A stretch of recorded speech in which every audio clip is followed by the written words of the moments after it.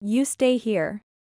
Her eyes wide open, her mouth painted bright red and gaping as she shouts angrily. Suddenly feeling anxious, I desperately asked questions to try and suppress this feeling. Where is this place? Did you come to play at this house?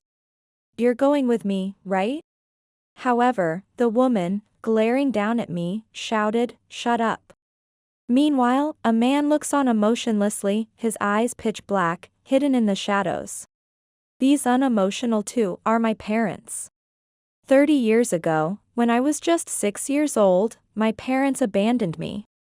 On that day, they suddenly took me to an unfamiliar land, in front of an unknown house.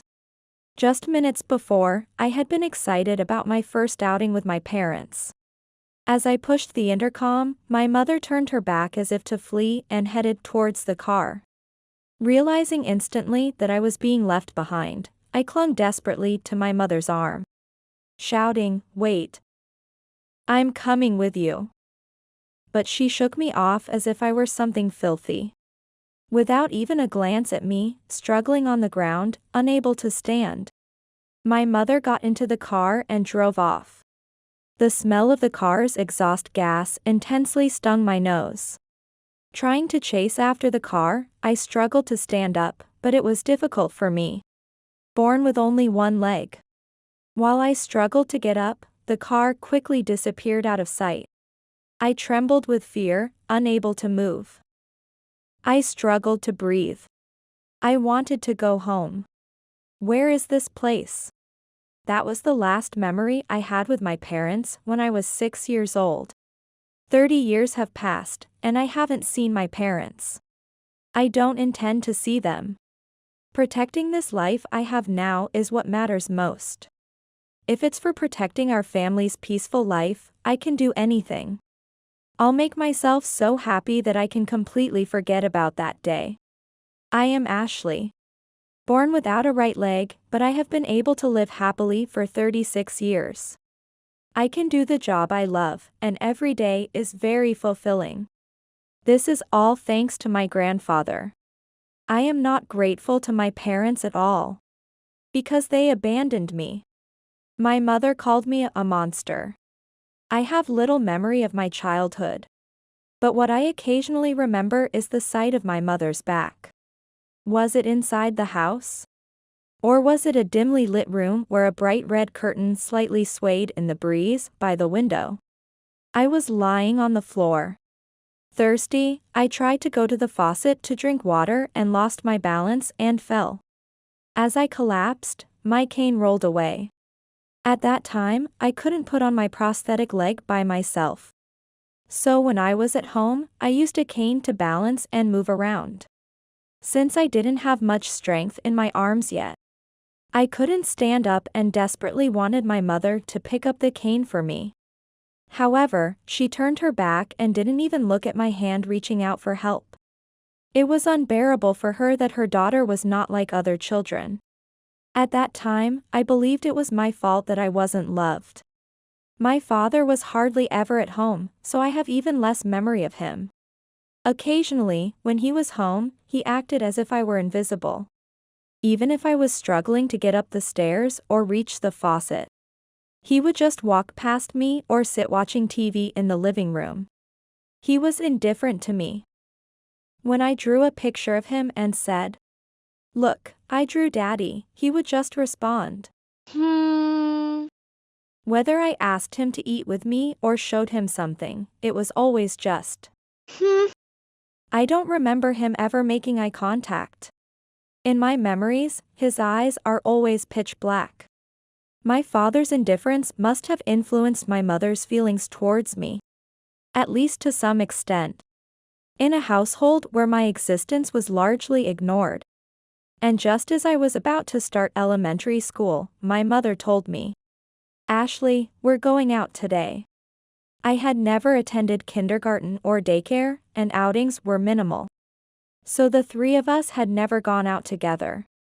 "Take this because we're going far," she said, handing me a bag with a few clothes. Until then, she had been concerned about my appearance and never even took me to the park. So when she mentioned going on a long trip for the first time, I was thrilled and filled with anticipation about where we were going. "Where are we going?" I asked, but my parents didn't answer. However, I was so captivated by the changing scenery outside the car window that I didn't mind not knowing our destination. From the back seat, I couldn't see my parents' faces. But I remember seeing my father's stubble in the rearview mirror as he drove. I don't know how long we drove, but eventually, the car stopped. "We're getting out here," they said, and as the door opened and I got out, there was an old house. Bye. Then, my mother said, which suddenly made me anxious. I quickly asked, "Aren't you coming with me, Mom?" "Dad, where is this place? Are you and Mom going somewhere?" However, as usual, my father averted his gaze from me, and my mother only said, "It's all arranged." When I rang the doorbell of the house, my parents got back in the car and drove off before the house's occupants could come out. I stood there dumbfounded, staring at my departing parents' car, completely unable to understand what was happening to me. Where is this place? What is this house? Why was I brought here? I was paralyzed with anxiety, fear, and a sense of loss when the front door opened with a click. "Hello, who is it?" said a face I recognized as it appeared. It was my grandfather. Since my mother was concerned about my appearance and didn't take me out, I had never been to this house before. But I remembered my grandparents well because they had visited my home. It was because the warmth and kindness I felt from my grandparents at that time was the first human warmth I had ever experienced. I have strong memories of feeling cherished by someone. "What's wrong, Ashley? Where are your parents?" The moment I heard my grandfather's voice, I couldn't stop crying. Grandfather looked around, seemed to sense something, and gently embraced me. It was only with the warmth of his hands that I could finally express my feelings. "Mom," she drove away in the car. "I want to go home. It hurts." Seeing my pain, my grandfather's face saddened, and he hugged me tightly and stroked my head. "It's still cold outside, Ashley. Let's go inside." He gently took my hand and led me into the house. I still remember the warmth from his large hands. It's okay," he said, almost as if reassuring himself. My grandfather made me a warm drink. I remember feeling my body warm up from the core and the tension in my muscles relax. "Is this all your luggage?" my grandfather asked, which made me wonder briefly if I couldn't go home. However, at that moment, the warmth inside the house and the gentle voices of my grandparents gradually calmed me down. I fell asleep that night between my grandparents, who stroked my forehead, and slept until nearly noon the next day. From that day on, I lived with my grandparents. A few days later, I was surprised to hear my grandfather raise his voice on the phone for the first time. "Are you even a mother?" After hanging up, he told my grandmother. Imagine how sad Ashley would be if she knew her parents had abandoned her. From the tone of his voice, it seemed like my grandfather was on the verge of tears. So I quietly went into the room they had prepared for me. I had a vague feeling about it, but at that moment, I fully realized that I had been abandoned by my parents. Since then, enveloped in my grandparents' kindness, I was gradually able to forget the sadness of being abandoned. Warm meals, warm words, and a warm room in the house made me feel truly happy for the first time. My grandparents cherished me and supported me all the way to university. They participated in school events and watched me strive and enjoy myself with gentle smiles as if it were their own happiness. My grandparents are my pride. High school and university were a bit far from my grandparents' home. And they were over 60 years old, so even though I said, "You don't have to push yourselves," they always came to see me perform, saying, "Ashley's big day, we're going to see it. We want to see it ourselves." To me, my grandparents were like my real parents. There are no parents for me other than my grandparents who cherish me more than anyone. I owe my grandparents an unpayable debt. I had decided that when I became an adult, I would definitely repay this kindness. After graduating from university and receiving my first salary, I prepared a meal and a gift. "This is such a fancy restaurant, it's my first time here," my grandparents said with a shy smile. Which made me overwhelmingly happy, and tears came to my eyes. When I toasted with my grandfather, he said with blushing cheeks, "To think I'd get to drink with Ashley, what a happiness. Thank you for letting me go to university. I was never lonely because you were always there with me. And I was so happy you always participated in the events," I told them. To which my grandfather responded with a big wave of his hand in front of his face. "Ashley's smile is our source of energy. We did it because we loved to," he said, hiding his embarrassment. His eyes seemed a little teary at that moment. When I handed over the teacups I had prepared as a gift, he said while laughing, "To think Ashley bought these with the money she worked hard to earn, it feels too precious to use." He held the teacups and stared at them for a long time. "It has been 30 years since my parents abandoned me. It has been 30 years since I started living with my grandparents and became a family of 3. Since becoming a working adult, I have been working desperately to repay my grandparents. Even if it meant cutting back on sleep and having no free time. Working towards my goals never felt too hard. In my 20s and 30s, I put all my effort into my job. I took any job that would make money. Instead of spending on my own entertainment, I saved. And this year, I finally achieved my goal of buying a high-rise apartment near a station.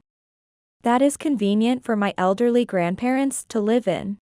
Life in the high-rise seems to satisfy my grandparents. And we are able to live a peaceful life every day."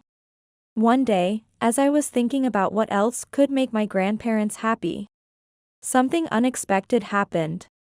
On a holiday morning, while drinking coffee with my grandparents in the living room, the doorbell rang. The monitor showed a middle-aged couple. I had no idea who they were, but my grandfather looked at the monitor and showed his anger. "What are you doing here now?" After hearing his voice, I looked at the monitor again. Those eyes. I remember them. They always turned their backs on me, but when angry, my mother's eyes would widen and glare, and my father with his black eyes. "Go away. We have nothing to talk about with you." After saying this, my grandfather turned off the intercom and went into his room. But the parents shown on the monitor did not seem to be leaving. Ding dong, ding dong, ding dong. The chime was pressed over and over again. And I could see the suspicious eyes of other residents of the apartment in the monitor. Thinking that this would bother other residents, I decided to respond. "There is nothing to discuss, so please leave." Despite my firm statement, my mother did not back down. She stared intently at the monitor. Her big red mouth looked as if it could swallow a person. Next to her, my father, with his pitch-black eyes, was muttering something, but I couldn't hear what. "I won't go back until we talk.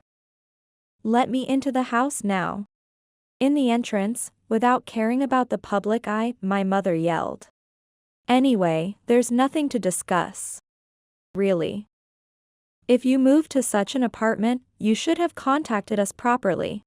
If I hadn't heard from Danny, I wouldn't even know where the family home is." The tone of her complaint was something I recognized. Danny is my grandmother's brother. My grandmother had 2 siblings. And I had given him the new address as a contact for emergencies. I hadn't told Danny in detail that I had been abandoned by my parents because he lived near my parents' home. I refrained from discussing the situation to ensure that no harm would come to Danny. Really. I had to pretend to be Danny's niece on the phone to get this info. He's so hard of hearing. He didn't even realize it was me and blabbed about how you're living in such a nice place now. And how happy that must be. Laughing out loud while talking about how she deceived someone. My mother seemed to have lost her sense of decency as a person. If you're earning enough to live in such an apartment, you should give us some money. She said to me as if it was the most natural thing. When I responded, I cannot give you money, her expression changed drastically. What? What did you just say? Who do you think raised you? She exclaimed in anger. So I told her, my grandparents raised me. Then she cursed me, you ungrateful thing. How hard it was to raise someone with a body like yours. Pay back the money it took to raise you until you grew up. It's only natural to repay your parents. She pressed on, to which I replied, I don't remember being raised by you and Dad. My real parents are my grandparents, and I refused her demands for money. Hearing her continue to rant through the intercom, my grandfather came out from the back room. What is all this noise about? I told you to leave. Grandfather shouted at her. When Mother yelled back, we raised this child, so she should repay us. The usually gentle face of my grandfather filled with an anger I had never seen before. You raised her? Don't you remember what you did to this child 30 years ago? You abandoned this little child in an unknown land. Have you ever thought about how she felt at that time? When I held Ashley, she was trembling. How lonely she was. How scared she was. How anxious she was. Then Mother said, but thanks to that, she grew up well enough to earn so much. It was all thanks to us. And your grandparents weren't lonely because of it. So she should be grateful. She rambled on with nonsensical excuses. Grandfather sighed in disgust. Do you still not realize that you are tormenting yourself with the seeds you've sown? When we found out you were pregnant, we told you to quit drinking and smoking for the baby's sake, but you didn't listen. After Ashley was born, you continued to drown in alcohol and cigarettes. When we went to see Ashley and held her because she was so adorable. Even Ashley smelled of cigarettes because you smoked that much. As my mother moved, the smell of cigarettes wafted from her. And with it, memories of my childhood home began to emerge. The smell of my mother's cigarette smoke mingled with the breeze that fluttered the red curtains. Turning around, I saw the glowing tip of her cigarette in her mouth, brightening with each breath she took. As I tried to walk, I stumbled over multiple cans and bottles of alcohol and fell.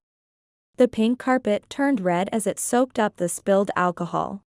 It was like a sea of blood. When the alcohol spilled, my mother's eyes widened and bloodshot as she yelled furiously, throwing a can at me. My father was indifferent, even as I was hit by the can and grabbed by the hair. He sat in the dim living room, piling more cigarette butts onto an already heaping ashtray. Behind him, gray smoke filled the air. Occasionally, ashes fell from the overflowing ashtray. As these memories resurfaced, and my parents' faces became clear in my mind, I felt nauseous. What's the big deal? There are plenty of people who smoke and drink. Why am I the only one you blame? Mother wouldn't back down. Yes, there are many people like that. But, you often neglected to take care of Ashley because you were drunk. You wouldn't notice when Ashley fell because you were asleep. And you often didn't feed her when she was hungry. Ashley was always bruised. And it was so bad that neighbors worried and even reported it, you know? We had to move because of the rumors, even though she wasn't taken into protective custody. Mother couldn't find words to argue and instead belligerently demanded, just let me in anyway. It's ridiculous to have a conversation like this without even showing your face. Standing at the entrance. At that moment, a police officer appeared from behind. What's going on here? We received a report of a suspicious person and arguing voices from a resident here. Mother, trying to play it off as a family dispute, said, "It's fine, it's just a family matter." But my grandfather stated, "She is trying to extort money from us, please take her away." The officer seemed unsure of how to handle the situation. Mother was determined not to back down until I gave her money. Thinking that this could endanger my elderly grandparents, I also spoke up to the officer. "I am being subjected to financial extortion. I am this child's mother," she asserted loudly. "She is indeed my biological mother, but since she abandoned me 30 years ago, the parent-child relationship has been severed," I replied. "I was explaining that you are not a resident here, and that your presence is causing a disturbance to the residents, so I asked you to leave." Despite my calm explanation, my mother could not contain her anger and screamed loudly in front of the police officer. "This ungrateful monster of a daughter. You should be grateful just for being born. With that appearance, living in such a place. If you come out, I won't hold back." Mother began to kick the automatic doors of the entrance violently. Seeing her rampage, a police officer intervened, and my father muttered quietly, "Please, spare us." The police then subdued my rampaging mother, saying, "Calm down. Let's go to the station." I could see her being taken away by the police, reluctantly. From behind my forcibly removed mother, my father's figure appeared smaller than before as he shuffled along, shoulders hunched and hands fidgeting weakly. Later, I received a call from the police, explaining my parents' situation.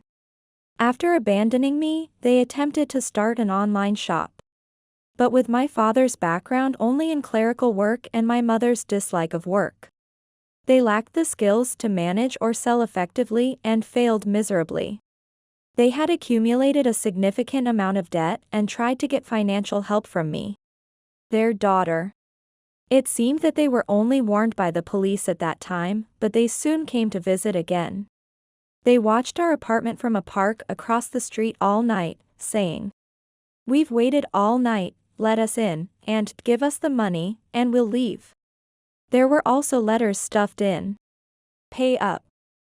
Deposit money into this account. Don't forget the favor of being born. You really aren't worth living."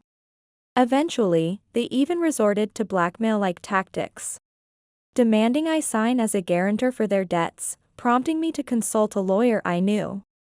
The lawyer said I could sue for threats and emotional abuse. He prepared official documents to send to my parents. "Do not approach our family at all. Do not request money. If these conditions are not met, we will sue legally and demand compensation." I wasn't interested in the compensation, I just wanted to keep my parents away immediately. That's why the document included the possibility of demanding compensation. This strategy was effective against my financially struggling parents, and they stopped coming to our apartment. I was able to focus on my work peacefully. I am a writer, and my unique experiences and perspectives, shaped by my disability and the treatment by my parents, enable me to excel in my field. Most importantly, the immense love I received from my grandparents is a major source of inspiration in my writing, especially in children's literature, conveying the warmth and kindness of people. My children's books are pioneering a new genre, recently becoming a topic of discussion. Therefore, I have been asked to appear in the media as Ashley, increasing my public appearances. I don't use social media myself, but in recent times, celebrities' pasts are often revealed online without their control. Likewise, the fact that I was abandoned by my parents and raised by my grandparents became widely known without my consent. While I have come to terms with my past, the public reaction to this revelation has led to significant criticism of my parents. Burdened by their debts, they were forced to work day and night, leading a hellish life. However, their workplace was local, and it quickly became known that they were my parents.